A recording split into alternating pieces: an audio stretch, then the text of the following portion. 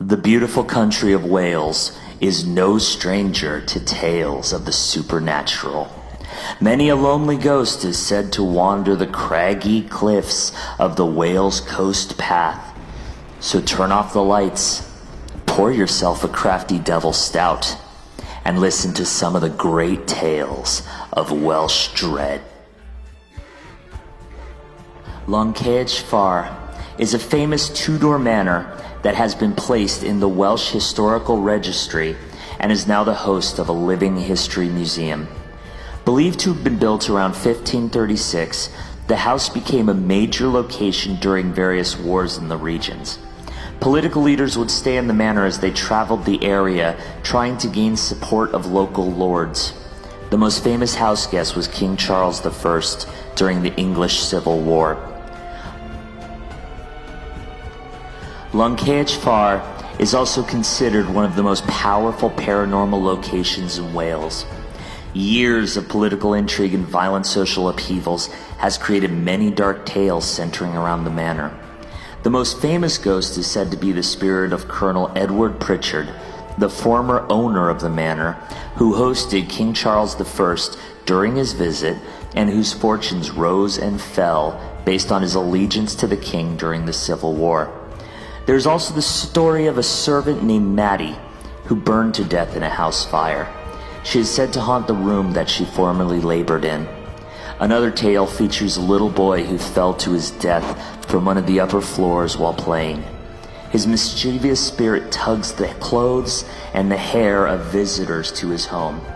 Finally, a mysterious man in black, said to be the restless spirit of a man who died under mysterious circumstances, has been seen by other guests. Paranormal investigators can check if the stories around Llancaich Far are true, as the museum hosts overnight visits and other events to tempt the inquisitive. Pubs play a big part of the daily life of people in the British Isles, and many pubs have histories that stretch back hundreds of years. Having witnessed so much history, it was inevitable that a few violent stories would occur in pubs. No pub in Wales has the same horrifying history as the Sgurd Mountain Inn. According to local legend, the first floor of the pub was originally used as a courtroom by a notoriously harsh judge. As many as 180 criminals were sentenced to death, with executions by hanging often carried out within the pub walls. The balconies and beams of the building are said to still bear the marks of the nooses tied to them.